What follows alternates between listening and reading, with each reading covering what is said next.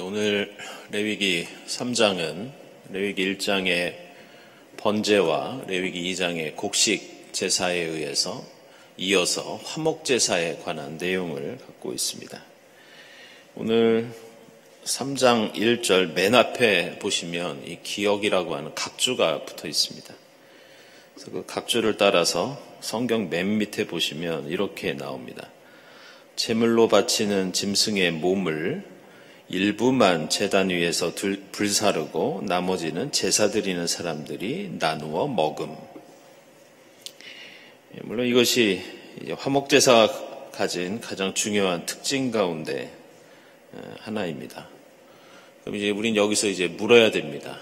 왜 제물을 번제처럼 다 드리지 않고 이렇게 나누어 먹었을까? 하나님께는 일부만 드리고 왜 나눠 먹었을까? 화목제사라는 제목처럼 그건 화목 때문에 그렇습니다. 이유는 간단합니다. 이 화목제사는 히브리어로 이 제바흐 쉘람밈이라고 하는데요. 이 제바흐는 희생을 가리킵니다. 그래서 어쩔 때는 제바흐라고 하면 모든 제사를 이 단어를 사용해서 표현합니다. 근데 쉘람밈이 재밌습니다. 우리나라 말에 화목에 해당하는데 이 말이 어디에서 온 거냐? 여러분들 잘 아시는 샬롬이 이 쉘람밈 이것과 연관이 있습니다. 그래서 이 제바흐 쉘람밈이 다양하게 번역이 되는데 그 중에서도 평화의 희생, 제바흐가 희생이고 뒤에 게 샬롬이니까 평화의 희생이 되겠죠. 그리고 또 친교의 제사, 함께 나누는 제사, 그리고 평안의 희생 이런 뜻으로 번역이 됩니다. 이 제사가 이렇게 불리는 것은 단순히 용어나 그 용어에 담긴 의미 때문만은 아닙니다. 앞서 말씀드린 대로 이 제사에는 바치는 제물을 예배드리는 사람도 먹고 제사장도 먹습니다. 그리고 하나님께서도 역시 그 제물을 함께 나누고 누리는 그런 특징을 갖고 있습니다. 바로 이것 때문에 함께 나누는 식탁을 통해서 평안과 평화를 누리고 친교하는 것이 이 화목제사에 담겨있는 핵심적인 가치입니다.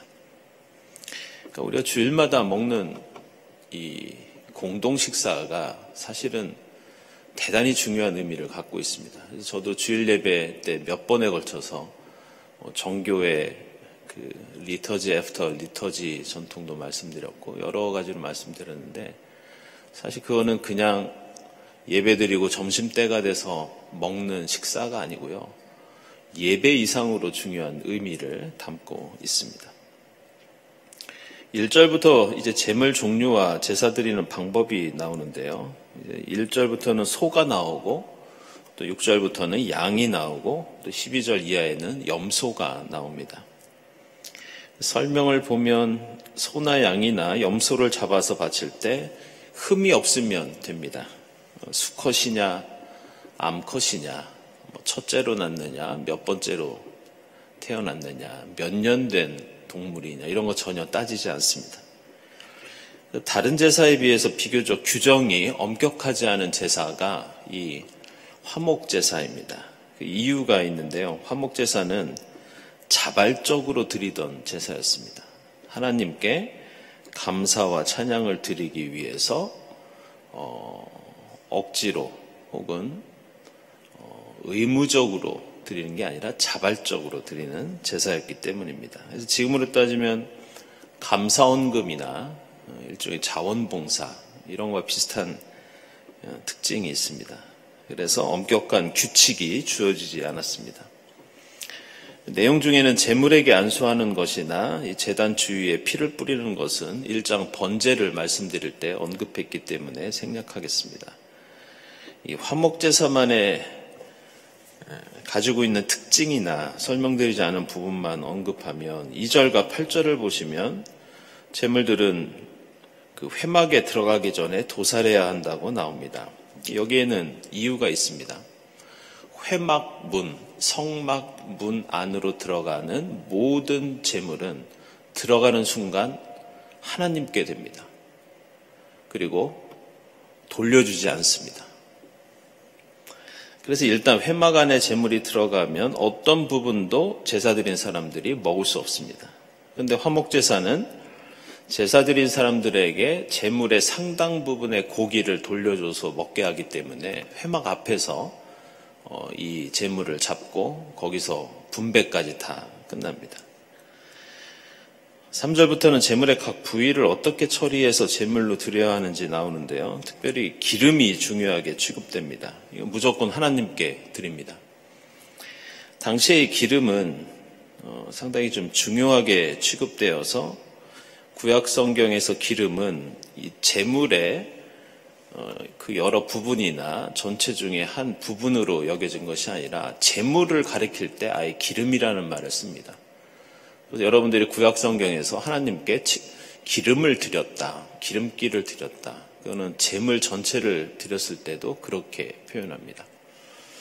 그리고 당시 사회에서는 이 기름기가 동물이나 이런 생물의 어떤 힘의 원천이라고 여겼습니다.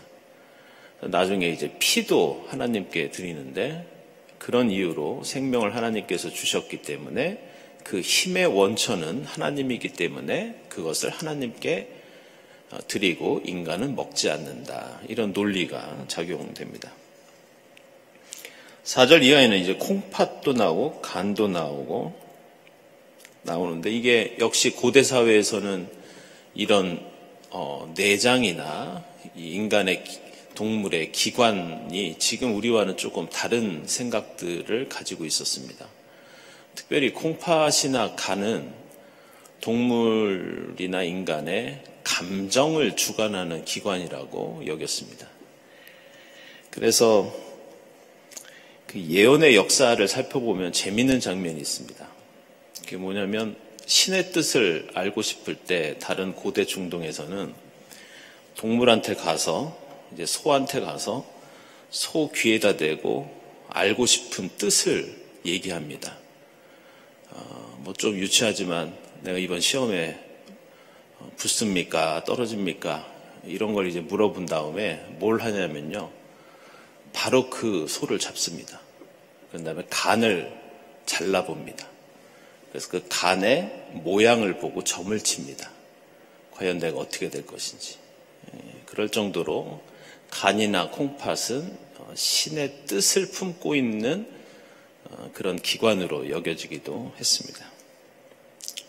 하지만 이스라엘의 야훼 하나님을 믿는 종교의 중요한 특징은 이런 점치는 일을 대단히 엄격하게 금지합니다.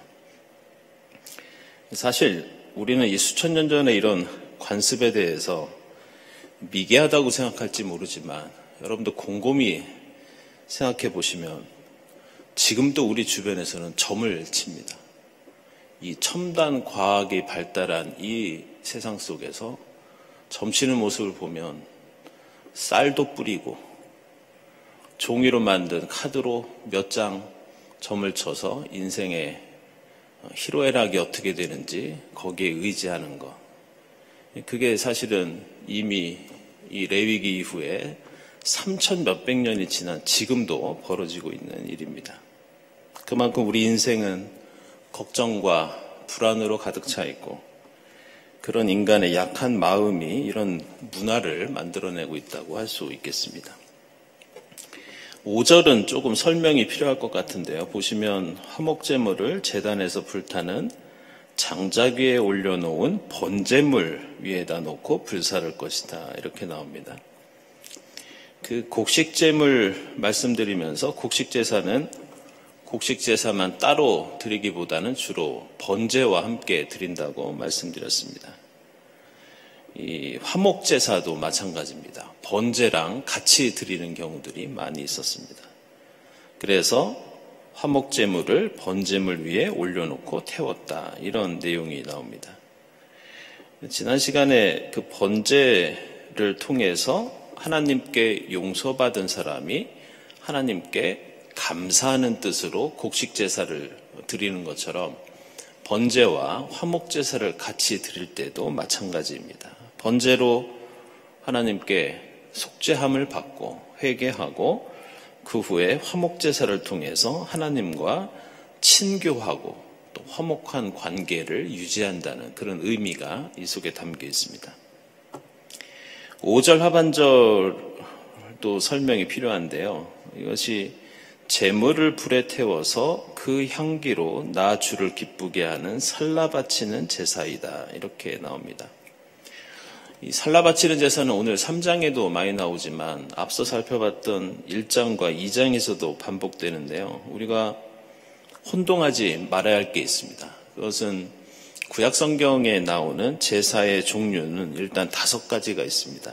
우리가 계속 살펴볼 번제, 곡식제사, 오늘 화목제사, 다음 시간에 있을 속죄제나 속건제, 이렇게 5종류의 제사가 있습니다. 근데 우리가 자꾸 혼동을 주는 것이 이 곡식제사를 소제라고도 부르면서 이게 성경 번역 따라 제사의 이름이 좀 다릅니다. 그래서 여러분들이 그냥 외울 때는 우리가 쓰고 있는 새번역 성경 위주로 외우시면 됩니다. 근데 한 가지 더 유의할 것은 이 5가지 종류의 제사 말고 제사를 드리는 방법이 4가지가 따로 있습니다. 그게 뭐냐면 화제, 거제, 요제, 그리고 전제, 이 4가지 방법입니다. 그래서 오늘 5절에 나오는 살라 바치는 제사가 다른 성경 번역에서 화제라고 하는 불로 다 살라서 바치는 제사입니다. 그래서 이 화제를 통해 연기가 하늘로 올라가서 신을 진정시킨다고 앞선 시간에 특히 번제 얘기할 때 말씀드렸습니다. 지금 오늘 5절을 말씀을요, 제가 개역 개정판으로 읽어보면 이렇습니다. 그것을 제단 위에 불 위에 있는 나무 위에 번제물 위에서 살을 찌니 이는 화제라 이렇게 나옵니다. 우리 번역으로는 살라 바치는 제사 이렇게 풀어서 설명합니다. 화제에 이어서 거제는 뭐냐면 이 거자가 들어 올리다라는 뜻이지 않습니까? 그래서 넓적다리를 들어 올리는 제물에 그런 형식의 제사를 거제라고 합니다. 그리고 요제는 흔들다라는 뜻입니다. 특별히 제물의 가슴 부위나 어떤 특정한 것을 하나님 앞에서 흔듭니다. 그런 행위를 요제라고 하고요. 전제는 부어드린다는 뜻입니다. 부어드리기 때문에 그건 액체여야 합니다. 그래서 포도주나 독주 혹은 기름 이런 것들을 하나님께 부어드릴 때 그걸 전제라고 합니다. 그래서 5가지의 제사 종류와 더불어 4가지의 제사 드리는 방법 이렇게 분류가 되겠습니다. 오늘 3장에서 처음부터 마지막까지 반복되는 내용이 있는데 그것은 콩팥, 내장 이런 얘기들이 계속 나옵니다. 소나 양이나 염소나 모든 동물 제사에 해당되고 있습니다. 그래서 당시 사회에서는 말씀드린 대로 이 콩팥이나 피, 내장 이건 모든 살아있는 동물의 생명을 유지시키는 중요한 것으로 여겼기 때문에 이것을 취하는 것은 생명을 취하는 것과 같은 의미를 갖습니다. 그래서 이 부위들은 하나님께 드립니다. 11절은 조금 논란이 될 수 있는 장면인데요. 하나님께 음식 제물을 드린다고 나옵니다. 마치 제사 음식 드려서 조상신이 먹는 것처럼 생각할 수 있지만 실제로 고대 중동에서는 이제 그런 일도 있었습니다. 만신전이라고 있죠. 로마에도 있습니다만은 여러 신들을 이런 회랑에다가 이제 전시를 쭉 해놓고 모셔놓고 가서 제사 드리고 예배 드리는데 그 만신전에서는 그런 잡신들에게 음식을 많이 바쳤습니다. 근데 여기서는 그런 뜻은 아니고요. 화목제사가 제물을 바치는 사람들과 가족들, 제사장이 음식을 나누는 가운데 하나님께서 그 음식 먹는 자리에 함께 하신다는 그걸 강조하기 위한 표현이라고 할 수 있겠습니다. 나중에 따로 설명을 드리겠지만 이 레위기를 보시면서 그 참고하실 만한 그 특징이 뭐냐면 레위기는 당시에 고대 중동에 가지고 있던 제사 문화를 대단히 많이 비판을 합니다. 물론 영향받은 면도 없지는 않지만 레위기의 내용들은 당시 사회가 가지고 있던 잘못된 제사와 제물 문화를 금기시하고 있고 그것을 어길 때에는 대단한 심판을 받게 되어 있습니다. 그래서 17절을 보시면 마지막으로 어떤 기름기나 피도 먹지 말라는 명령으로 마무리가 됩니다. 그러면서 좀 강조하는 어법을 쓰는데요. 그 이유가 이 피는 생명과 연결이 되기 때문에 금기시되는 경우도 있고 또 하나는 당시의 고대 중동에서는 이 피의 제사를 상당히 많이 악용했습니다. 사람의 목숨을 해쳐서 제사를 드리는 경우도 있었고 또 거기서 나오는 이 피를 좀 안 좋은 곳에 쓰는 경우들이 많기 때문에 레위기에서는 엄격하게 금지되고 있습니다.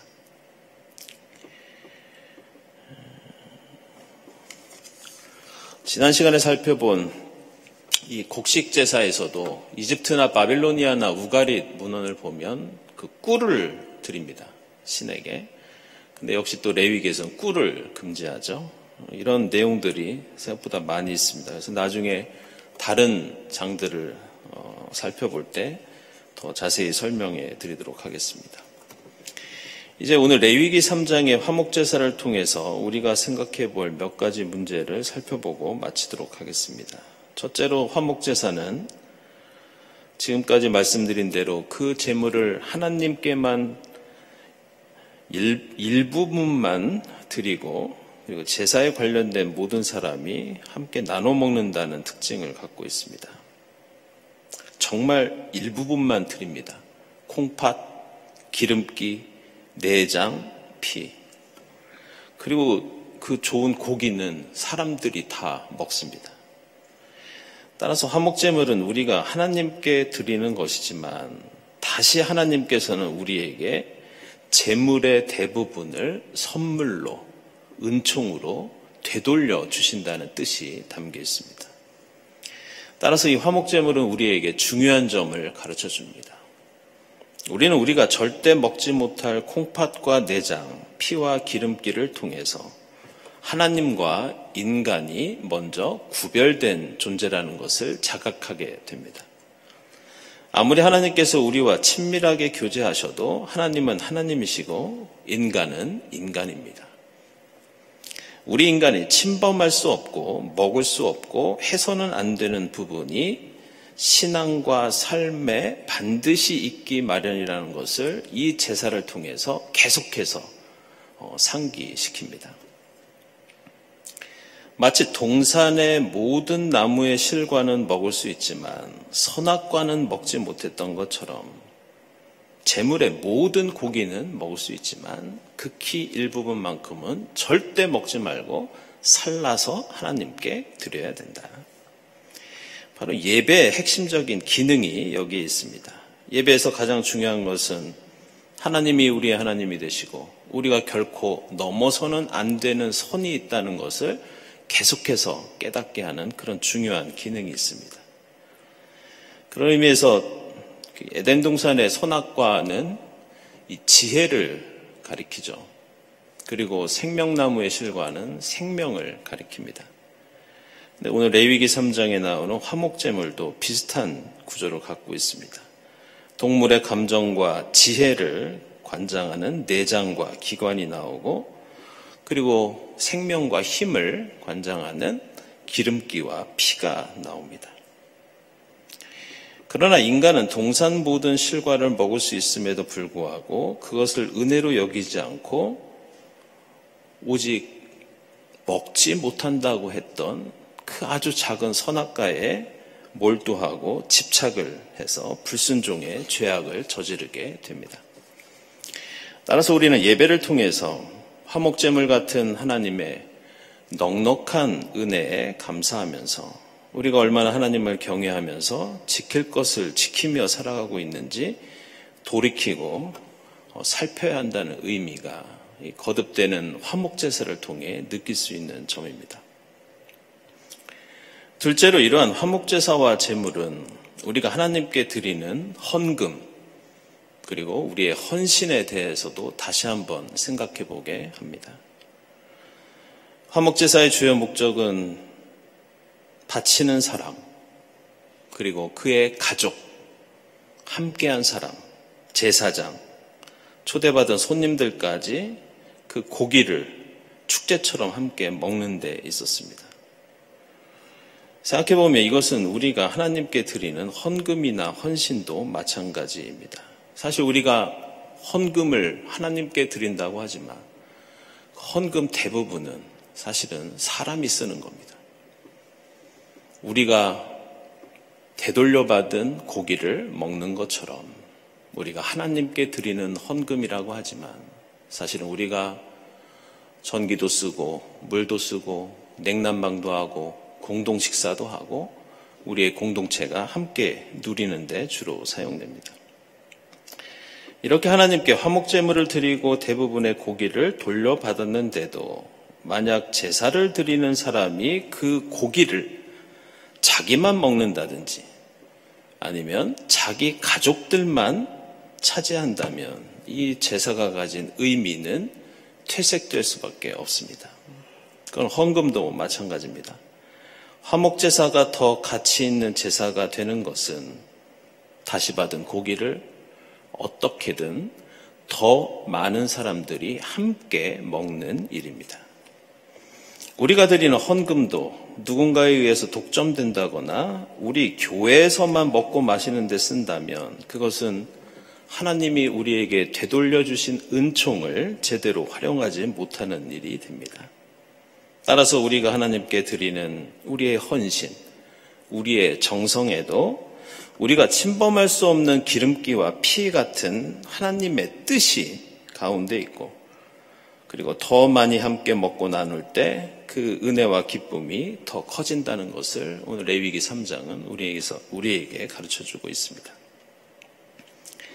세 번째로 이런 이유 때문에 화목제사를 히브리어로 아까 쉘라밈이라고 말씀드렸는데요. 중요한 게 있습니다. 이 쉘라밈은 단수형이 아니라 복수형입니다. 주목할 것은 레위기에 나오는 번제, 곡식제사, 화목제사, 속죄제, 속건제 이 모든 제사 이름 중에서 복수형을 쓰는 것은 이 화목제사뿐입니다. 여기는 이유가 있습니다. 이 샬람임은 샬롬이기 때문에 샬롬은 평안, 평화, 웰빙, 안녕, 장수 여러 가지 의미가 있습니다. 그런데 화목제사는 제사를 받으시는 하나님만 기뻐하시고 평안하시면 사실 이 제사의 목적에서 벗어나는 것이 됩니다. 반대로 제사 드리는 인간만 기뻐하고 만족하고 있다면 그것도 이 화목제사의 취지에서 벗어납니다. 이 제사는 하나님도 샬롬하셔야 되고 제사를 드리는 사람도 샬롬해야 되고 초대받은 사람도 샬롬을 누려야 되고 옆에 있는 사람도 제사장도 공동체 전체가 샬롬을 누리고 기뻐하며 나눌 때 그것이 온전한 화목 제사가 됩니다. 그래서 복수형이 되어야 합니다. 이것은 우리가 드리는 예배도 마찬가지입니다. 나 혼자 드리는 예배는 예배가 아닙니다. 나 혼자만 죄사함 받고 기뻐하고 평안을 누리는 것도 온전한 예배가 아닙니다. 이런 의미에서 우리가 드리는 모든 예배는 단수형이 아니라 복수형이 되어야 하고 그 은혜의 범위가 날로 넓어져야 한다고 하겠습니다. 마지막으로 오늘 레위기 3장에서 우리가 잊지 말아야 할 것은 제사와 예배에 담겨있는 핵심적인 가치입니다. 이스라엘 역사에서 이러한 레위기의 제사법 규례 때문에 사람들은 이 법을 지키기 위해서 많은 노력들을 기울여 왔지만 사실 이스라엘 역사를 보면 그 핵심적인 가치를 잃어버려서 많은 질책을 받게 됩니다. 그래서 예언자들이 가장 크게 분노하면서 내렸던 심판이 성전 제사에 대한 비판과 그에 대한 징벌이었습니다. 예배는 드리고 열심히 제물은 바치는데 생활 속에서 하나님의 뜻을 제대로 지키지 않고 이웃을 제대로 돌보지 않으면서 심지어 남을 억압하고 착취한 그 돈이나 재물을 하나님께 드리는 일도 비일비재했습니다. 그러나 오늘 화목제사에 담긴 중요한 의미는 제사를 드리는 일이, 예배를 드리는 일이 일상생활 속에서의 우리의 삶과 신앙과 조화를 이루어야 한다는 겁니다. 그래서 오늘 레위기 3장에는 구약성경에서 매우 중요하게 취급되는 단어 하나가 나오는데요. 그것이 그 1절에 나오는 탐임이라고 하는 단어인데 우리 오늘 성경에는 흠이 없다 이렇게 나옵니다. 흠이 없다. 1장 3절에도 흠이 없다고 나오고 또 1장 10절에서도 이렇게 나오고 이 단어는 레위기와 민수기에서 그리고 구약성경 전체에서 대단히 자주 나오는 단어입니다. 중요한 것은 이 단어는 단순히 재물에만 쓰이는 표현이 아니라 보통은 사람의 인격과 신앙에 쓰이는 단어가 이 흠이 없다라는 탐임입니다. 창세기 6장 9절을 보면 노아는 그 당대에 의롭고 흠이 없는 사람이었다. 하나님과 동행하는 사람이었다. 이렇게 나오는데 여기서 의롭고 흠이 없는 사람, 이게 탐임입니다. 창세기 17장 1절을 보면 하나님께서 아브라함에게 나타나셔서 할례를 통해서 언약을 맺으실 때도 이 단어를 사용하십니다. 나는 전능한 하나님이다. 나에게 순종하면서 너는 흠 없이 살아라. 욥기 12장 4절에서도 욥은 자신은 의롭고 흠이 없이 살았다고 고백하는데 그때도 이 표현을 씁니다. 특별히 중요한 그 말씀이 있어서 좀 한번 찾아보겠습니다. 여러분들 시편 15편 한번 찾아보시기 바랍니다.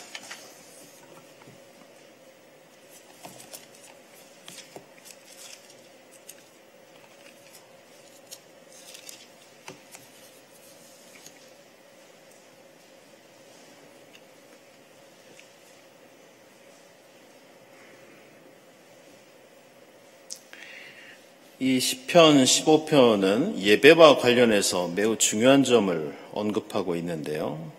그 시편 15편 제목을 보시면 이렇게 나옵니다. 누가 주님께 예배할 수 있는가?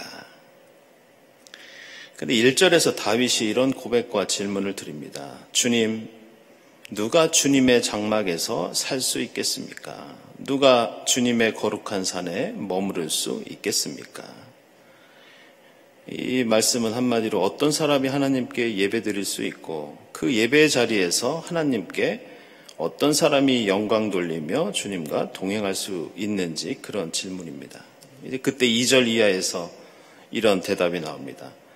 깨끗한 삶을 사는 사람, 정의를 실천하는 사람, 마음으로 진실을 말하는 사람, 혀를 놀려 남의 허물을 들추지 않는 사람, 친구에게 해를 끼치지 않는 사람, 이렇게 5절까지 이어지는데요.